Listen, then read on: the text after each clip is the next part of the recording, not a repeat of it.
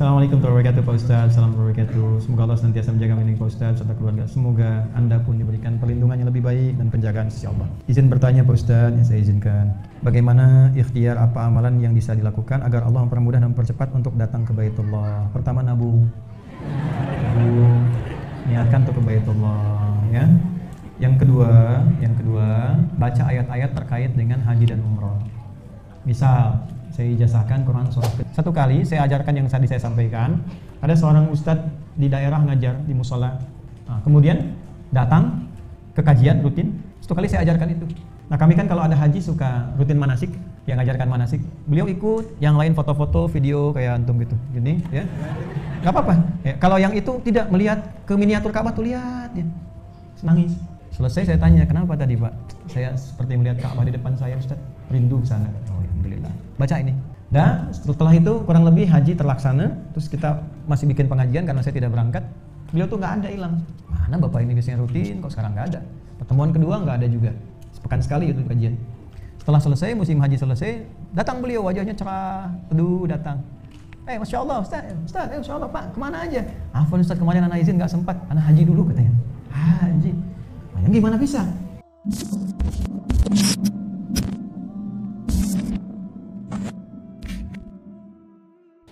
Saya akan lakukan pendalaman barangkali 5-10 menit untuk bisa menjawab pertanyaan-pertanyaan yang Bapak Ibu sampaikan. Assalamualaikum warahmatullahi wabarakatuh Ustaz Adi. Assalamualaikum warahmatullahi wabarakatuh. Salam ta'zim Ustaz dan salam juga untuk Anda. Semoga Allah memuliakan Anda lebih baik dari apa yang Anda sampaikan pada saya. Bolehkah saya mengajar Iqra dan Al-Quran di rumah sedangkan background saya bukan pondok pesantren dan sekolah agama, hanya sekolah SD, SMP, SMA dan juga saya tidak memiliki guru secara pribadi, hanya mengikuti kajian Ustadz Hadi Hidayat dan ustadzah lainnya di YouTube ataupun secara langsung. Jazakallahu khair. Gini, syarat untuk mengajar Quran itu bukan lulus SD, SMP, SMA atau yang S-nya sampai 6. Kan kita sekolah 6 kan? SD S1, SMP 2, SMA 3, S1, S2, S3, kan? Nah, syaratnya bukan itu. Syaratnya punya kapasitas dan kualifikasi untuk mengajar. Ya, sederhananya sudah memahami, mengerti apa yang akan diajarkan. Kata Imam Nawawi, wala yata'allamu illa mimman takammalat aw kamulat ahliyatuhu. Hendaklah seorang itu belajar kepada guru yang menguasai materinya. Kalau sudah menguasai materinya di qiraati atau di Iqra, kan? Atau di Al-Qur'an dasar-dasar untuk mengajar, silahkan mengajar. Ya, paling bagus nanti ada konfirmasi dari guru dulu supaya sebelum mengajar benar bacaan kita. Karena kemuliaan Quran itu diikat dengan talaqi. Ya, supaya benar yang diucapkan itu benar. Bagaimana kita bisa mengajar kalau belum diverifikasi apa yang kita baca itu benar? Maka kalau sudah belajar baca misalnya, coba kepada guru yang tahu, yang paham, cek dulu, saya benar nggak bacanya.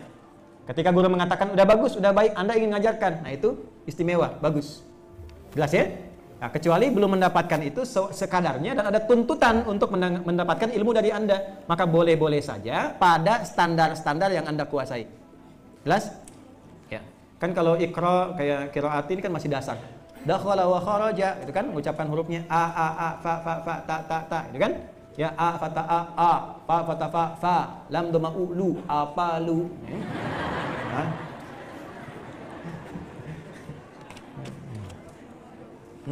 Mana jawab nanti kan? Ba kaso i bi, san sin kaso sin pata a sa, ya kan? A pata a jim pata a ja, gitu kan? Lam dhamma u lu bisa aja lu. Gitu. Ngaji itu harus menyenangkan ya. Kan belum kita baca Quran baru baca kan? Kalau baru metode baca nggak dituntut paham, nikmati aja. Nikmati aja, kecuali sudah baca Qurannya baca yang betul. Dulu kan waktu baca di SD juga begitu, nggak dituntut paham kan? Ini Budi, ini Ibu Budi, ini anak Budi, ini tetangga Budi. Kan kita nggak pernah dikasih tahu itu si Budi siapa, dari mana dia asalnya, ya kan? Nggak dituntut tahu kan? Yang penting kita bisa baca. Jangan terlalu serius Pak ngajar anak-anak itu, ya. Tapi mesti ada kesungguhan juga supaya benar adabnya. Kadang mendisiplinkan adab, ya. Dulu saya ngaji itu ada penggaris di samping, ada rotan, biasa aja. Ya, kena pukul, alhamdulillah. Ya, pulang ke rumah kenapa nak pukul? Salah, sini mama tambah. Kita nikmat aja biasa. Ya, jadi guru juga punya tanda. Ibu harus ada satu masa memang untuk menjewer. Bukan sengaja pengen ngejewer, bukan. satu kali akan ada tanda. Mana buktinya engkau pernah mendidik anakmu? Maka telinga di anak itu akan bicara, ya Allah, saya pernah dijewer oleh ibu ini supaya saya sholat. Konfirmasi. Jangan sampai anak baru disentuh sedikit sama sapu lidi di sekolah adalah lapor polisi. Ini pasti viral video ini. Bentar lagi. Ya. Sudah restoratif justice saja. Ngobrol-ngobrol damai. Kalau anak salah perbaiki. Jangan terlalu dibikin-bikin lah, ya. Apalagi sudah ngaku salah diminta sekian-sekian kan tidak tepat. Meninggal. Kita doakan baik semua ya, damai. Masih ada waktu? Silahkan ya. Sebentar lagi ya. Jam 10 selesai ya maksimal ya, 10 kurang 1 menit lah. 1 menit buat berdoa. 1 menit buat berdoa. Assalamualaikum warahmatullahi wabarakatuh. Waalaikumsalam warahmatullahi wabarakatuh. Semoga Ustaz dalam keadaan sehat dan dirahmati Allah terus. Semoga Anda selalu disehatkan dan dirahmati lebih daripada apa yang Anda doakan. Ustaz, saya cuma mau minta doakan supaya saya bisa umroh bersama suami saya dan anak-anak saya tahun ini. Semoga dengan wasilah Ustaz Allah kabulkan. Semoga Allah mudahkan. Semoga insya Allah dilancarkan rezekinya, disehatkan dan diberikan kesempatan untuk berumrah insya Allah.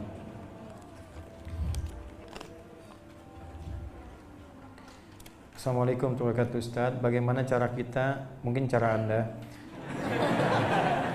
menerima dengan ikhlas takdir Allah? Terima saja ya.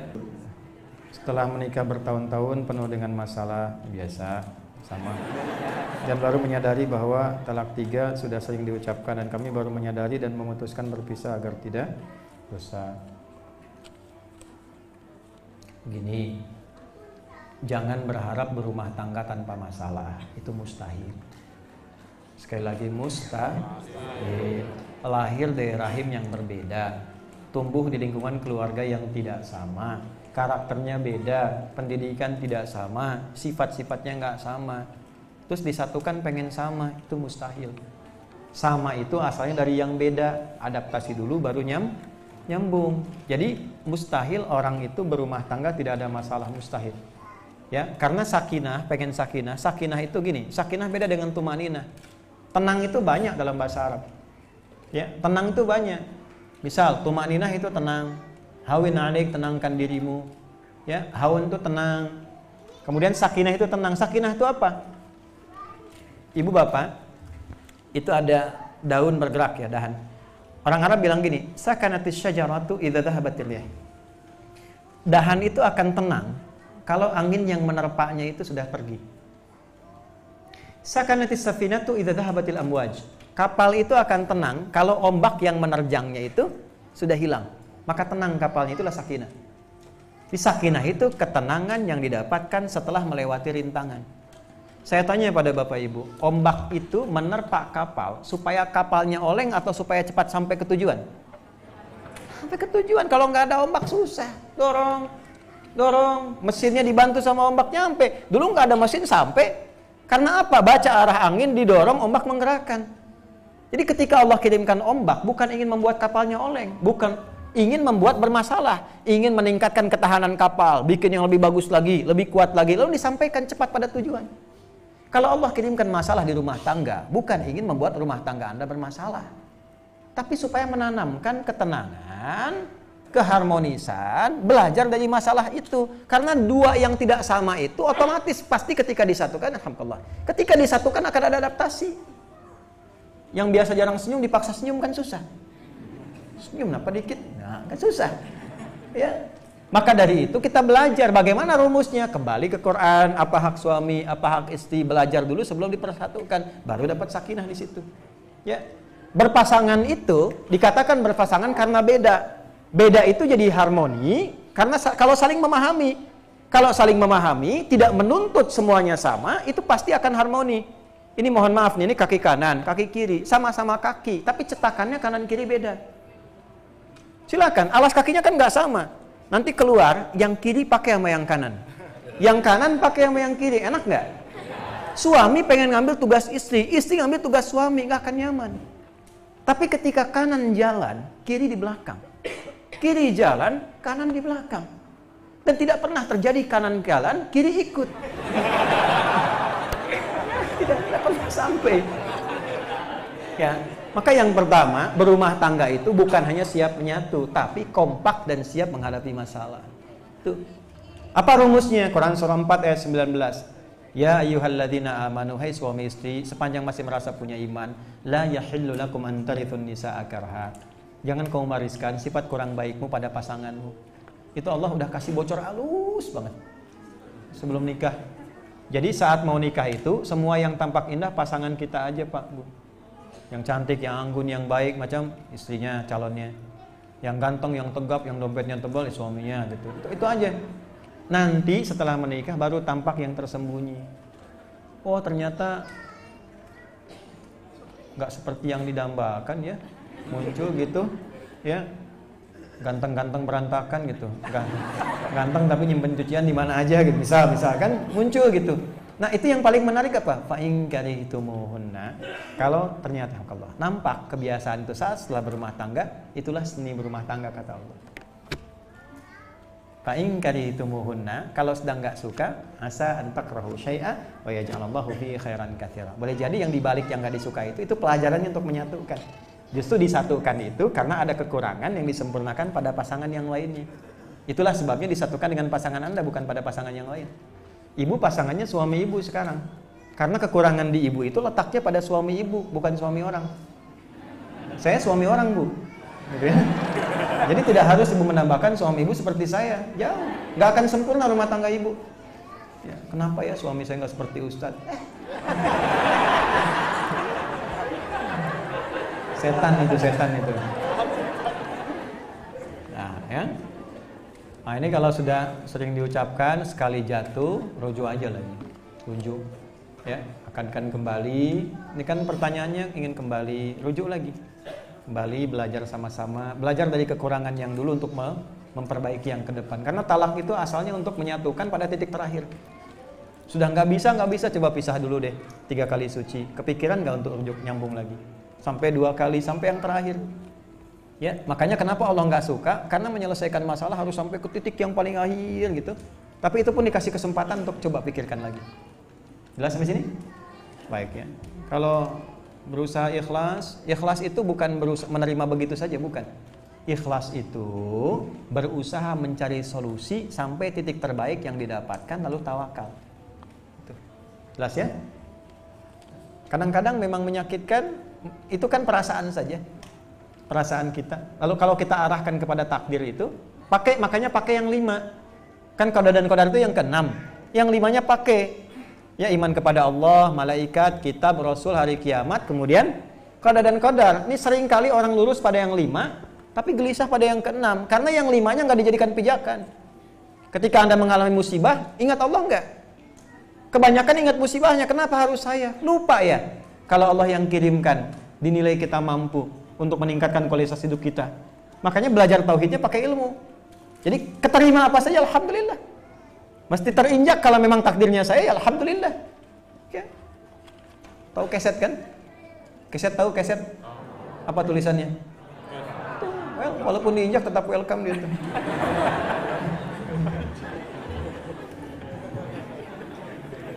Ayo bikin status tuh. Pelajaran hari ini keset. Insyaallah. Assalamualaikum warahmatullahi wabarakatuh Pak Ustadz. Assalamualaikum warahmatullahi wabarakatuh. Semoga Allah senantiasa menjaga melindungi Pak Ustadz serta keluarga. Semoga Anda pun diberikan perlindungan yang lebih baik dan penjagaan sisi Allah. Izin bertanya Pak Ustadz, ya saya izinkan. Bagaimana ikhtiar apa amalan yang bisa dilakukan agar Allah mempermudah dan mempercepat untuk datang ke Baitullah? Pertama nabung. Niatkan untuk ke Baitullah ya. Yang kedua, baca ayat-ayat terkait dengan haji dan umrah. Misal, saya ijazahkan Quran surah kedua Al-Baqarah ayat 196 sampai 203. Kalau pengen sampai haji. Kalau pengen sampai umrah saja, cukup ayat 196. Ulangi, Quran surah kedua Al-Baqarah ayatnya 196. Kalau pengen sampai haji ayat 203. Rutin baca Terus ikutkan pada kehendak Allah. Ya, bukan membawa ayat itu kepada umrohnya, bukan, tapi membawa ayat itu kepada ketentuan Allah. Ya Allah, Engkau yang berjanji, Engkau yang pasti menepati, Engkau yang berfirman, Engkau pasti yang mengabulkan. Baca, selesai. Ya, jelas sampai sini? Jangan berharap pada manusia, pada saya minta. Satu kali saya ajarkan yang tadi saya sampaikan. Ada seorang ustadz di daerah ngajar di musola. Nah, kemudian datang ke kajian rutin. Satu kali saya ajarkan itu. Nah, kami kan kalau ada haji suka rutin manasik, yang ngajarkan manasik. Beliau ikut, yang lain foto-foto, video kayak antum gitu, gini, ya. Gak apa-apa. Ya, kalau yang itu tidak melihat ke miniatur Ka'bah tuh, lihat dia, nangis. Dah kan? Selesai saya tanya, kenapa tadi Pak? Saya seperti melihat Ka'bah di depan saya, Ustaz. Rindu ke sana. Oh, alhamdulillah. Baca ini. Dan setelah itu kurang lebih haji terlaksana. Terus kita masih bikin pengajian karena saya tidak berangkat. Beliau tuh nggak ada, hilang. Mana bapak ini biasanya rutin, kok sekarang nggak ada. Pertemuan kedua nggak ada juga. Sepekan sekali itu kajian. Setelah selesai, musim haji selesai, datang beliau, wajahnya cerah, teduh, datang. Masya Allah Ustaz, Masya Allah Pak, kemana aja? Afwan Ustaz, kemarin anak izin nggak sempat, anak haji dulu katanya. Haji? Yang gimana bisa? Saya waktu baca itu, terus maghrib saya baca, isya saya baca. Jadi imam di musola, dibaca itu terus. Setelah selesai ada jamaah datang tanya, Bapak kok bacanya ayat tadi, ayat haji terus katanya kan? Bapak sudah haji belum? Belum Pak. Udah sekarang ikut aja dengan saya Wena please. Ikutlah beliau. Maka saya bilang, udah kita nggak ada materi hari ini, antum aja cerita sama jamaah. Tuh, ya. Nah, mudah-mudahan yang tanya besok cerita nih. Ustaz, boleh minta rekomendasi kitab untuk sholat bagi pemula yang baru belajar? Ini agak banyak ya, saya kalau ngaji itu kitabnya saya jajarin tuh. Misal gini, kayak kitab sholat misalnya, yang terkait dalil ini apa, terkait makna apa, terkait hikmah apa, itu saya kumpulkan. Ada kurang lebih mungkin 40 kitab lah, jajarkan satu-satu itu. Enggak, ya saya kalau belajar begitu Bu, Pak, bukan satu dibaca gini, enggak. Misalnya satu masalah nih, iftitah misalnya. Iftitah itu ada 9 doa. Kenapa jadi 9? Kapan dibaca yang ini? Kenapa dibaca ini? Waktunya kapan? Kenapa ini pendek? Kenapa ini panjang? Kenapa iftitah? Kenapa istiftah? Sanadnya kemana? Siapa yang praktekkan? Kenapa wajah itu dibaca malam hari? Kenapa yang praktekkan Ali bin Abi Thalib? Kenapa Abu Hurairah baca Allahumma ba'id? Kenapa dipraktekkan ini? Kenapa muncul di Al-Bukhari? Itu kita jajarkan satu-satu. Nah, jadi kalau Anda tanya referensi, agak banyak itu. Ya paling gampang beginilah, cari ke toko buku, judulnya Fikih Sholat, gitu ya. Nanti baca satu-satu ya. Baca satu-satu. Insya Allah saya sedang mengumpulkan tulisan-tulisan tentang sholat. Nanti kalau sudah jadi, mudah-mudahan bisa dibaca oleh Bapak Ibu sekalian ya. Mudah-mudahan bisa. Banyak kok sekarang, ada yang Hambali misalnya, yang ada Syekh Utsaimin juga punya fikih sholat. Ada Syekh Wahbah Zuhaili yang Syafi'i punya juga tentang fikih sholat. Kalau ngajinya rutin sih dari kitab-kitab fikih selesai. Ke kitab hadis saja dulu kita lihat tuh. Ya misalnya di Al-Bukhari ada, di Muslim ada, di Sunan Abu Daud ada, judulnya kan topiknya banyak. Imam Al-Bukhari 97 topik, di antara topiknya tentang sholat. Keluarkan itu, baca, ngaji dari hadisnya dulu, nanti ada caranya disampaikan Nabi, lihat terjemahannya. Dimulai dari kitab hadis, kalau mau belajar fikih, cari kitab fikihnya. Ya. Wah, udah lewat dari yang tadi. Cukup ya, karena janjinya manusia begitu. Kalau yang memulai, kau yang jadi kalau yang berjanji, kau yang enggak. Tadi maaf ya, saya tadi janji kurang 1 menit saya tutup. Ini enggak tepat ini. Tapi pada sesuatu yang baik boleh ya. Yang penting Anda ridha.